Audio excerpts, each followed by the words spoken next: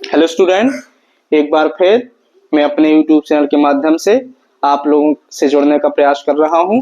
आइए आज वेरी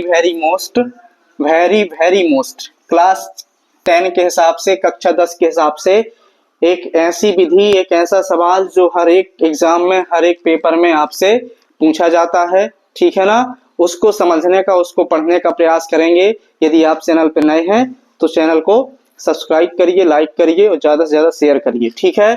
सबसे महत्वपूर्ण विधियों में से, सबसे महत्वपूर्ण सवालों में से वेरी इंपॉर्टेंट कौन सी विधि? प्रतिस्थापन विधि हम आज पढ़ने का प्रयास करेंगे। प्रतिस्थापन विधि में भी एक ऐसा क्वेश्चन जो बहुत ज्यादा मोस्ट है, जो बहुत बार वार्षिक परीक्षा में पूछा गया है, कई बार वार्षिक परीक्षा में पूछा गया है।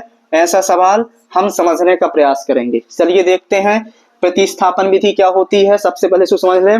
आपको दो चर वाले रैखिक समीकरण, क्या दो चर वाले रैखिक समीकरण आपके अध्याय 3 में है, उसमें हम देखते हैं कि दो चर वाले दो रैखिक समीकरण आपको दिए रहेंगे। दो चर वाले दो रैखिक समीकरण दिए रहेंगे, उसमें से एक को समीकरण 1 मान लेते हैं, एक को समीकरण 2 मान लेते हैं, ठीक है। एक को समीकरण 1 मान लेते हैं, एक को समीकरण नंबर 2 मान लेते हैं। तो प्रतिस्थापन विधि में क्या होता है? समीकरण 1 से s मतलब एक चर का मान निकाल करके समीकरण 2 में उस चर का मतलब s का मान रख देंगे, मतलब एक चर का मान निकाल करके समीकरण 2 में रख देते हैं। समीकरण 1 से एक चर का मान निकालते हैं, उस समीकरण 2 में उस मान को रख देते हैं, ठीक है ना। तो समीकरण 1 क्या है आपका? s माइनस टी बराबर 3। समीकरण 2 अभी इसको नहीं मानते, इसको थोड़ा सा सरल कर लेते हैं, सरलीकरण कर लें इसका एलसीएम लेंगे, कितना आ जाएगा? 6 आ जाएगा। यहाँ पे कितना हो जाएगा? s 3 से आप इसमें भाग दोगे, 3 दूनी 6, 2s बीच में प्लस है तो प्लस आ जाएगा। यहाँ पर t अब आप 2 से भाग दोगे 6 में, तो 2 3 6 बराबर कितना है आपका? 6 है। यहाँ पे कितना हो गया? 2s प्लस 3t बटे में कितना आ गया? बटे में 6 था, 6 का पक्षांतर कर दो तो 6 यहाँ बटे में है। यदि कोई संख्या बटे मतलब भाग माना जाता है और कोई संख्या बटे में है, तो जब इसका पक्षांतर करेंगे तो इस साइड से जब उस साइड जाएगी तो गुणा में हो जाती है। क्या में हो जाती है?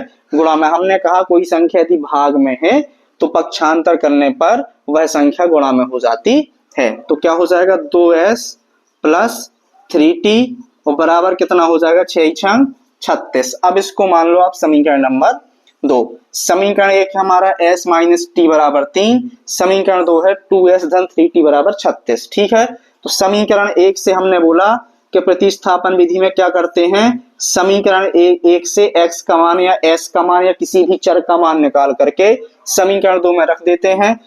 यहाँ पर लिखेंगे समीकरण 1 से। समीकरण 1 क्या है आपका? s माइनस टी बराबर 3 हो जाएगा। यहाँ से s का मान निकालेंगे तो s बराबर क्या हो जाएगा? 3। ये t उस साइड जाएगा, प्लस का ऋण का है तो काय का हो जाएगा? प्लस का हो जाएगा। क्या हो जाएगा? s बराबर 3 धन t। इसको मान लेंगे समीकरण नंबर 3। हमने क्या कहा? समीकरण 2 दिए थे आपको, तो समीकरण 1 से एक चर का मान निकालना है, तो हमने समीकरण 1 से एक चर का मान निकाल लिया। अब जिस चर का मान निकाला है उस चर का मान जिस समीकरण से निकाला है उसमें नहीं रखना है। जिस समीकरण से निकाला है उसमें नहीं रखना है, जिससे नहीं निकाला है उसमें रखना है। समीकरण 1 से निकाला था तो किसमें रखेंगे? समीकरण 2 में। तो यहाँ पे लिखेंगे समीकरण 2 में क्या करने पर? s बराबर 3 धन t रखने पर, s बराबर 3 धन t रखने पर समीकरण 2 में क्या रख देंगे? s बराबर 3 धन t रख देंगे, ठीक है ना। समीकरण 2 क्या है आपका? देखिए जरा, समीकरण 2 ये है आपका 2s प्लस 3t बराबर 36। यहाँ पर s बराबर, जहाँ s लिखा हुआ है वहां पे क्या लिखना है? 3 धन t। तो 2 गुणे कोष्टक में कितना आएगा? 3 धन t आएगा, 3 धन t आ गया, प्लस यहाँ पे क्या है? 3t है, बराबर क्या हो गया? 36। हमने क्या कर दिया? समीकरण 2 में s का मान 3 धन t रख दिया, 3 धन t रख दिया, ठीक है ना। अब इसके बाद क्या करेंगे? इसका गुणा 2 का गुणा 3 के साथ होगा और 2 का गुणा t के साथ होगा। 2 3 6 हो जाएगा और प्लस 2 का t से तो 2t हो जाएगा, प्लस में कितना हो जाएगा 3t बराबर कितना आ जाएगा 36। फिर यहाँ पे 6 प्लस t को अलग जोड़ दो तो 2t 3t कितने हो जाएंगे 5t हो जाएंगे, बराबर कितने आ जाएंगे 36 आ जाएंगे। अब यहाँ से t का मान ज्ञात करना है तो t के अलावा जो यहाँ पे आपको संख्या दी गई है उनको यहाँ से हटाना पड़ेगा, उनको यहाँ से पक्षांतर करना पड़ेगा। तो आप 6 का पक्षांतर कर देंगे, 6 आपका प्लस में है, उससे हट जाएगा काय में हो जाएगा माइनस में हो जाएगा। फिर इसके बाद क्या बचेगा t, 36 में से 6 को घटाओ कितना आ जाएगा यहाँ पे 30 आ जाएगा। ये 5 गुणा में था, कहाँ चला जाएगा बट्टे में चला जाएगा। अब 5 से 30 कट रहा है तो 5 छक्का 30 हो जाएगा।